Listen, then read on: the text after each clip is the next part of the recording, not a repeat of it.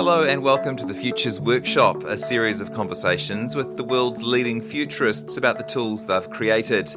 We're in our studio in Auckland, New Zealand, and with me is futures practitioner Victoria Mulligan. Hello. Kia ora, hello. Now, worth pointing out, this is an even-numbered episode of the podcast, which means we're doing an imagined workshop today. If you're just a casual listener, you may prefer just to listen to our interview episodes, but whoever you are and whatever your background, we hope you get something out of today's conversation. Now, remind us what tool we're talking about today. Today we're exploring the Futures Triangle, a powerful framework that helps us understand how the past, present and future interact to shape the world around us. And as always, you're going to be focusing the workshop on a hypothetical issue or idea.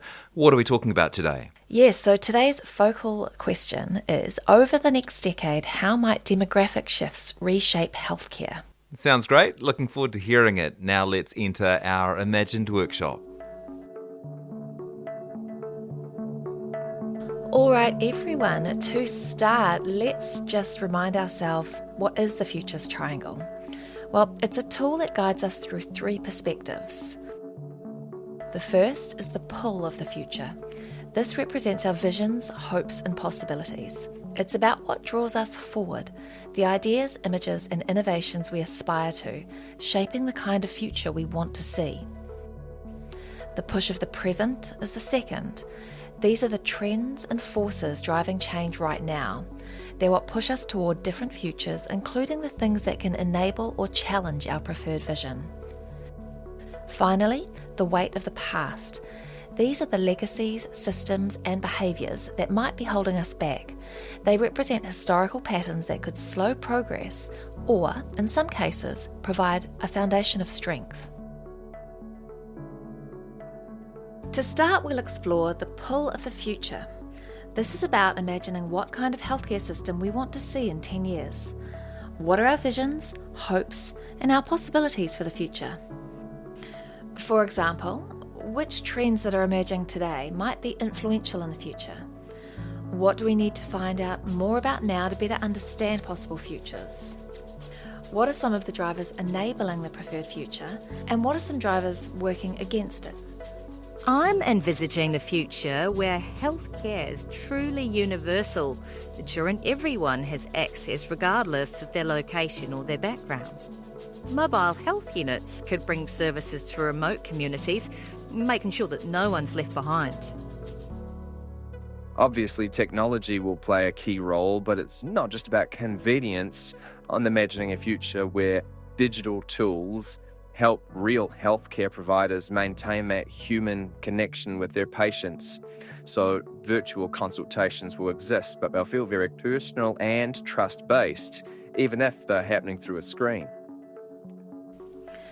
Those are great starting points, but what surprises might be in store for us in this future? Could there be challenges or breakthroughs that we haven't considered yet? Well, we'll see major advances in AI and biotech, things like personalised medicine or gene therapies that drastically improve treatment outcomes. But these technologies might also create new ethical dilemmas that we're not fully prepared for. Exactly. And when you think of these visions, what are your hopes and what are your fears? For example, could this tech-driven future risk widening existing inequities, or could it help close those gaps? Well, I hope that technology can bridge the gaps and make healthcare more accessible, but I worry that without careful planning it could lead to something of a digital divide where some populations get completely left out. Thanks. You'll notice I've sketched the Futures Triangle on butcher paper up on the wall. Now I'd like you to capture some of the ideas we've just discussed on post-it notes and pop them up on the Futures Triangle right by where it says pull. Now let's turn to the push of the present. These are the trends and drivers that are creating change right now. Let's think about what's enabling the preferred future we just described, as well as what might be pushing against it. Well, one driver is the increasing focus on preventative care. There's a growing awareness that it's more effective and more cost efficient to keep people healthy rather than just treat them when they're sick. And that trend is going to push healthcare systems, hopefully, to adopt more holistic models. Yeah, and why might this trend be taking hold now? What might have contributed to it?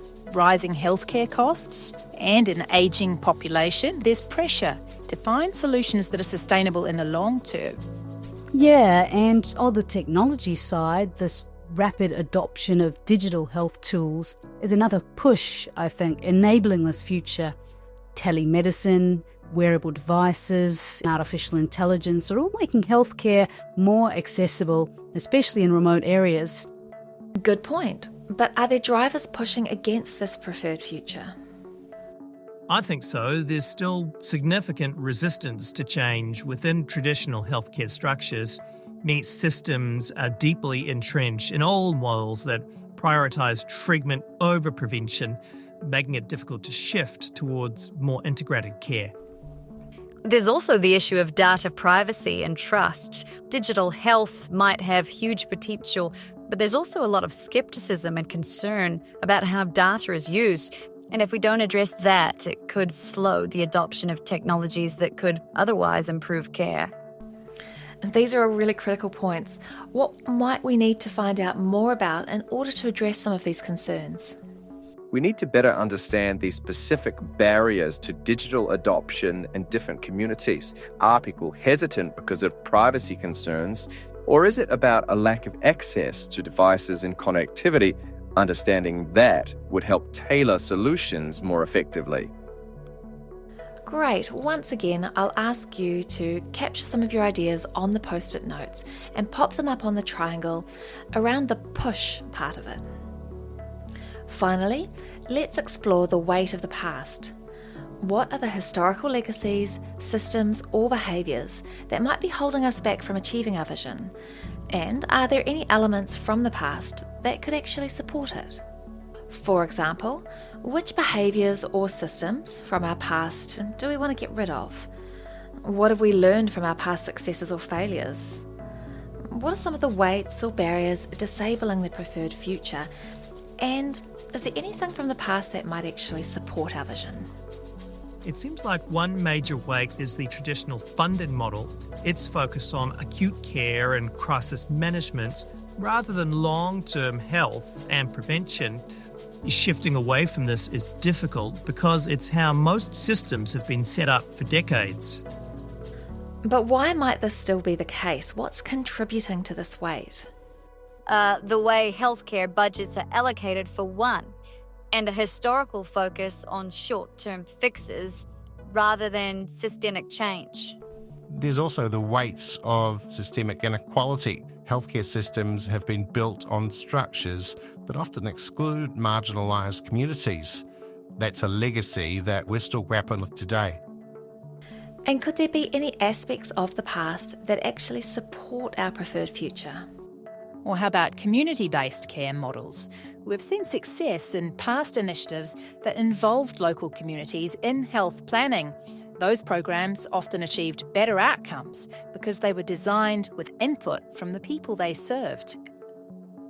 What lessons can we draw from these successes? How might those things interact with current trends, like, for example, digital health? One lesson is that solutions need to be co-created with the community. If we're rolling out digital health tools, for example, involving local leaders and residents in the design process can ensure that the solutions meet real needs and build trust. Once again, I'm going to ask you to capture your ideas on the post-it notes and pop them up on the triangle around the weight part. Now that we've mapped out the pull, push, and weight, let's think about how each of those elements interact. Are there any connections or tensions that you see between them? Well, there's a clear tension between the push for digital health and the weight of privacy concerns. We're being pulled towards a future where technology improves access, but without addressing privacy, we'll struggle to get there.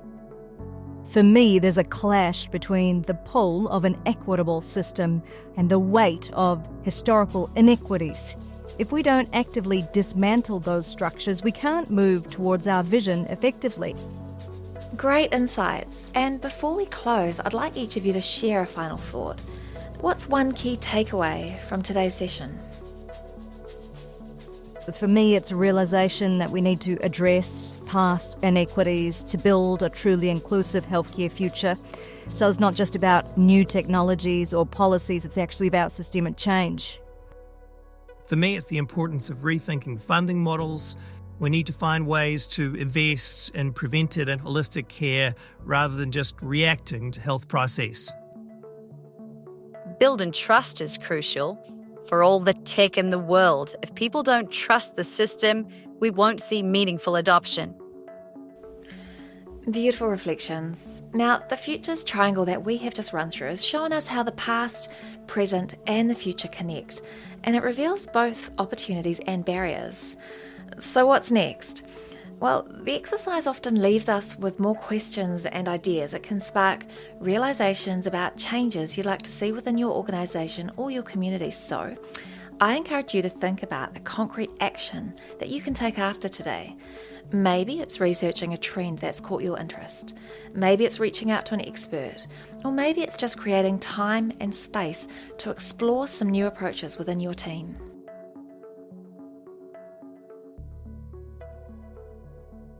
Well, that concludes our imagined workshop. Although worth pointing out, Victoria, this was really just a glimpse of what an actual workshop might look and sound like. Yes, for sure. So a Futures Triangle activity would not normally take 15 minutes.